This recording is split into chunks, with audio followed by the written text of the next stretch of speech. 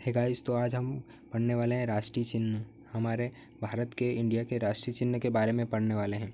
तो राष्ट्रीय प्रतीक चिन्ह, नेशनल सिंबल पढ़ रहे हैं नेशनल सिंबल, राष्ट्रीय प्रतीक। इसे हमारे संविधान सभा ने कब एक्सेप्ट किया था, कब स्वीकार किया था? तो 26 जनवरी 1950 को हमारे संविधान सभा ने स्वीकार किया था, 26 जनवरी 1950 को। तो सारनाथ स्थित अशोक स्तंभ अशोक के सिंह स्तंभ के शीर्ष भाग की अनुकृति है। तो सारनाथ स्थित अशोक के सिंह स्तंभ के शीर्ष भाग की अनुकृति है। और प्रतीक के नीचे लिखा हुआ है सत्यमेव जयते, जो कि लिया गया है मुंडकोपनिषद से, जो कि देवनागरी लिपि में अंकित है। हमारे राष्ट्रीय प्रतीक चिन्ह के नीचे सत्यमेव जयते लिखा गया है, वहाँ मुंडकोपनिषद में देवनागरी लिपि से अंकित है। राष्ट्रीय जो हमारा प्रतीक चिन्ह है, नेशनल सिंबल है, उसके जो शासकीय कार्यों में उसका उपयोग किया जाता है। तो वो देखते हैं शासकीय कार्यों में प्रयोग में लाए जाने वाले। तो नीला जो राष्ट्रीय प्रतीक है, उसका उपयोग कौन करता है? तो नीला राष्ट्रीय प्रतीक का उपयोग भारत के मंत्रियों की गाड़ी पर होता है। नीले राष्ट्रीय प्रतीक चिन्ह का उपयोग भारत के मंत्री की गाड़ियों पर होता है। लाल राष्ट्रीय प्रतीक राज्यसभा के सदस्यों व अधिकारियों द्वारा किया जाता है। लाल राष्ट्रीय प्रतीक का उपयोग राज्यसभा के सदस्यों व अधिकारियों द्वारा उपयोग किया जाता है। और हरा राष्ट्रीय प्रतीक जो है, उसका उपयोग लोकसभा के सदस्यों के द्वारा उपयोग किया जाता है, उनकी गाड़ियों पर लगा हुआ होता है लोकसभा का सदस्य। तो यहाँ पहचान जाते हैं कि ये लोकसभा के सदस्य हैं।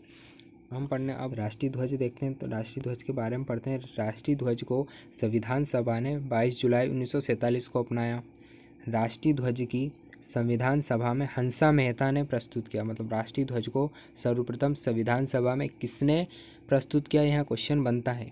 तो वह क्या है? तो हंसा मेहता ने। राष्ट्रीय ध्वज को सर्वप्रथम पिंगली नायडू ने प्रस्तुत किया था। प्रस्तुत किया मतलब बनाया था। सबसे पहले सर्वप्रथम जो श्रेय है वह पिंगली नायडू को जाता है। और अगर क्वेश्चन में कि संविधान सभा में हंसा मेहता। राष्ट्रीय ध्वज की लंबाई और चौड़ाई का अनुपात 3:2 है। यानी इसकी जो लंबाई है और उसकी चौड़ाई है, उसका मतलब हमारे राष्ट्रीय ध्वज की लंबाई और चौड़ाई का अनुपात 3:2 है। हमारे राष्ट्रीय ध्वज में 3 पट्टियाँ हैं। हमारे राष्ट्रीय ध्वज में 3 पट्टियाँ हैं। पहली पट्टी केसरिया रंग, दूसरी सफ़ेद रंग की और तीसरी हरे रंग की पट्टी है। केसरिया रंग की जो पट्टी है वो क्या संदेश देती है? जागृति, शौर्य और त्याग का। सफ़ेद रंग सत्य एवं पवित्रता और शांति का संदेश देते हैं। हरा रंग जीवन, समृद्धि और खुशहाली का। तो ये याद रखिएगा, ये पॉइंट तीनों। केसरिया रंग जागृति और शौर्य का, और सफ़ेद रंग सत्य एवं पवित्रता का, स्वयं शांति का प्रतीक है। हरा रंग जीवन, समृद्धि एवं खुशहाली का प्रतीक है। जो हमारा भारतीय जो ध्वज है, राष्ट्रीय ध्वज है, इसके प्रदर्शन के लिए भारतीय ध्वज संहिता 2002 के अनुसार सभी भारतीय नागरिक एवं निजी संस्थाओं द्वारा राष्ट्रीय ध्वज प्रदर्शन का अधिकार हमें है। मतलब हमें जो राष्ट्रीय ध्वज प्रदर्शन जो हम करते हैं, इसका अधिकार किस संहिता के अंतर्गत है? तो ध्वज संहिता 2002 के अनुसार। जनवरी 2004 को एक महत्वपूर्ण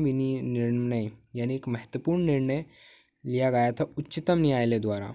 उच्चतम न्यायालय के उस टाइम पे जो मुख्य न्यायाधीश थे वो BN खरे थे। BN खरे की अध्यक्षता में यहाँ घोषणा की थी कि संविधान के अनुच्छेद 19 फर्स्ट मतलब अनुच्छेद 1 आके राष्ट्रीय ध्वज फहराना नागरिकों का मूल अधिकार है।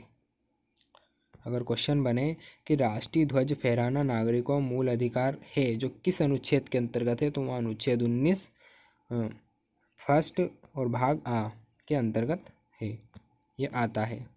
राष्ट्रीय ध्वज को जब किसी भी बड़े पद जैसे कि राष्ट्रपति, उपराष्ट्रपति या प्रधानमंत्री, इन तीनों में से किसी की अगर मृत्यु हो जाती है, उनके निधन के समय राष्ट्रीय ध्वज की राष्ट्रीय शोक के समय, जैसे राष्ट्रीय शोक घोषित हो जाता है कि राष्ट्रपति, उपराष्ट्रपति या प्रधानमंत्री अपने पद पे हैं, उस टाइम पे जब इनकी मृत्यु हो जाती है तो 12 दिनों के लिए संपूर्ण देश में राष्ट्रीय ध्वज को झुका दिया जाता है। ठीक है। और जब यदि पूर्व राष्ट्रपति या पूर्व उपराष्ट्रपति या पूर्व प्रधानमंत्री का निधन होने पर 7 दिन के लिए ध्वज को झुका दिया जाता है। कितने? सिर्फ 7 दिन के लिए।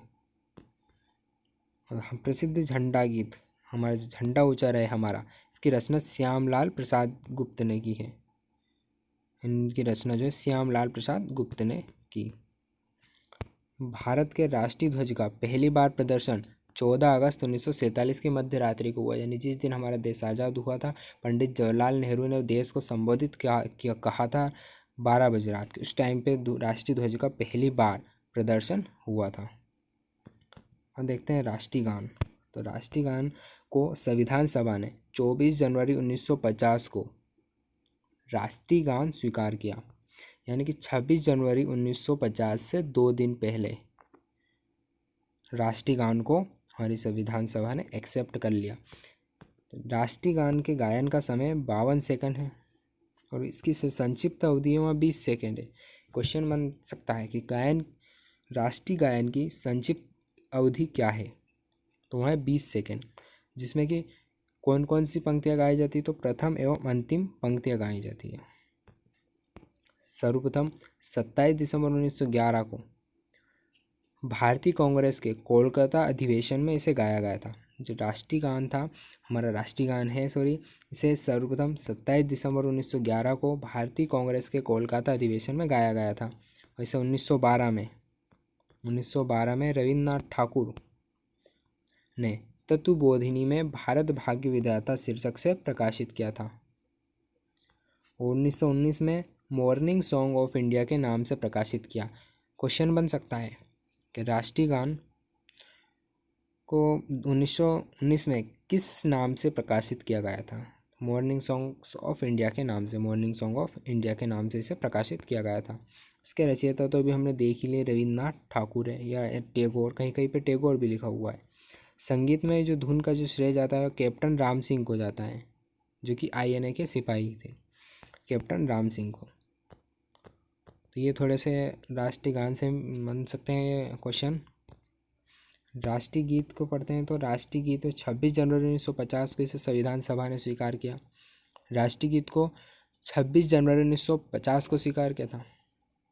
जो हमारे नेशनल सिंबल है उन्हें भी 26 जनवरी 1950 को ही हमने एक्सेप्ट किया, और राष्ट्रीय गीत को भी 26 जनवरी 1950 को स्वीकार किया। और जो राष्ट्रीय गान है उसे 26 जनवरी 1950 से 2 दिन पहले यानी 24 जनवरी को। राष्ट्रीय गीत के जो रचयिता है वो बंकिम चंद्र चटर्जी है। रचयिता जो है बंकिम चंद्र चटर्जी। और यहाँ कहाँ से लिया गया, तो यहाँ उपन्यास जो है आनंद मठ, इनका जो उपन्यास आनंद मठ से लिया गया है। राष्ट्रीय गीत को बंकिम चंद्र चटर्जी के द्वारा लिखित उपन्यास आनंद मठ से लिया गया। और इस हमारे राष्ट्रीय गीत को सर्वप्रथम 1896 में भारतीय राष्ट्रीय कांग्रेस के अधिवेशन, उस टाइम पे अध्यक्ष रहीमतुल्ला सयानी थे, में गाया गया था। मतलब पहली बार गाया गया था राष्ट्रीय कांग्रेस के अधिवेशन में 1896 में, जब अध्यक्ष थे रहीमतुल्ला सयानी। इस राष्ट्रीय गीत के गायन का समय 1 मिनट 5 सेकंड है। राष्ट्रीय गीत के गायन का समय 1 मिनट 5 सेकंड। और यह किसी भी व्यक्ति को राष्ट्रीय गीत गाने के लिए बाध्य नहीं किया जा सकता है। कोई भी भारत का व्यक्ति उसे हम बाध्य नहीं कर सकते कि वह राष्ट्रीय गीत गाए। भारतीय संसद के अधिवेशन का प्रारंभ जनगणमन से जनगणमन से स्टार्ट होता है तथा इसका जो समापन है वह वंदे मातरम के गायन से होता है। तो यहाँ एक बेसिक सा थोड़ा सा एक पॉइंट बनता है कि भारतीय संसद के अधिवेशन का प्रारंभ कैसे होता है, किस गायन से होता है, तो होता है जनगणमन गान से होता है तथा जो समापन है वह वंदे मातरम के गायन से होता है। तो और कुछ, तो हम देखते हैं कि राष्ट्रीय कैलेंडर जो हमारा, इसे 22 मार्च 1957 को हमारे संविधान सभा ने इसे अपनाया था। 22 मार्च 1957 को हमारी संविधान सभा ने अपनाया। पहला महीना जो है वहाँ चैत्र का आता है, ये तो पता ही होगा सबको। पहला महीना हमारा चैत्र का आता है। और सामान्य वर्ष में 22 मार्च को एवं लीप वर्ष में 21 मार्च को जो है हमारा राष्ट्रीय कैलेंडर का पहला महीना स्टार्ट होता है, उसका आरंभ होता है 22 मार्च को एवं लीप वर्ष में 21 मार्च को प्रारंभ होता है। हमारा राष्ट्रीय पुष्प जो है कमल है, उसका साइंटिफिक नेम नेलेम्बो न्यूसिफेरा गार्डन। राष्ट्रीय पुष्प कमल, इसका साइंटिफिक नेम नेलेम्बो न्यूसिफेरा गार्डन। हमारा राष्ट्रीय पक्षी मोर है, इसका साइंटिफिक नेम पाओ क्रिस्टेटस है। राष्ट्रीय पक्षी मोर, मयूर जिसे कहते हैं, उसका साइंटिफिक नेम पाओ क्रिस्टेटस। राष्ट्रीय पशु बाघ, इसका साइंटिफिक नेम पैंथेरा टाइग्रिस लेनियास है। राष्ट्रीय पशु बाघ का साइंटिफिक नेम पैंथेरा टाइग्रिस लेनियास। राष्ट्रीय फल हमारा, राष्ट्रीय फल आम है, साइंटिफिक नेम मेनिगीफेरा इंडिका। राष्ट्रीय फल आम, इसका साइंटिफिक नेम मेनिगीफेरा इंडिका। राष्ट्रीय वृक्ष जो है हमारा बरगद है, इसका साइंटिफिक नेम फाइकस बेंदोलेंसिस, फाइकस बेंथालेंसिस। और राष्ट्रीय नदी, तो हाँ राष्ट्रीय नदी 4 नवंबर 2008 को गंगा को बनाया गया, मतलब राष्ट्रीय नदी 4 नवंबर 2008 को गंगा, यानी जो हमारी राष्ट्रीय नदी वहाँ है गंगा है। ठीक है।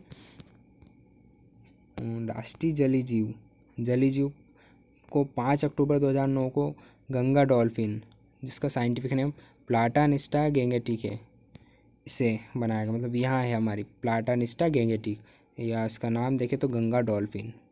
और राष्ट्रीय विरासत पशु हाथी है, राष्ट्रीय विरासत पशु हमारा हाथी, इसका साइंटिफिक नेम हेलीपास इंडिका है। ठीक है गाइस, आज के क्वेश्चन कंप्लीट हो गए, तो थोड़ा सब्सक्राइब कर दिया करो भाई, 50% लोग सब्सक्राइब नहीं करते हैं, चले जाते हैं।